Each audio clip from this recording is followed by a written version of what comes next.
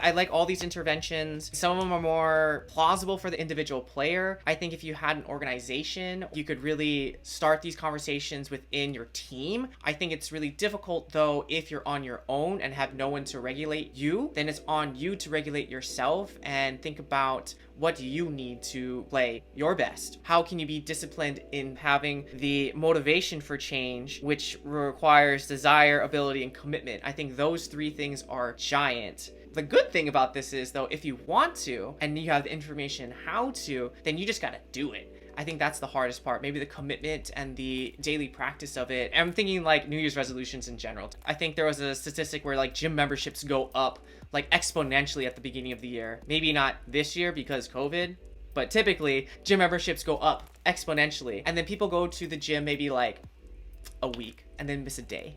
And then miss 2 days and they say, it's over, I'm not gonna go anywhere. They just fall off the train. We need to show ourselves grace and knowing that you're gonna fall off a little bit and that your sleep may get jacked up again. But at the same time, being committed to that change, having the motivation to get back up and try again. So setting smaller goals and making those goals even a little bit more achievable. From there, we can actually set up some interventions that you guys wanna do. If you want to make that change, totally possible. If I was gonna start with the small suggestions from this article, it would be setting up your habits. What does your sleep routine look like? What does your sleep environment look like? Your bedroom, what temperature you need, what are the things that you need to help you fall asleep? Doing small little behavior changes such as not playing really hard games or trying to go to sleep right after you had a really long session. Instead, having a nice wind down routine where if I play this last game at 12, my goal is to get to bed by 1. So I have an hour to relax, to take care of some things, to really wind down so I'm ready to fall asleep. So when I actually go into bed, I can just go to sleep instead of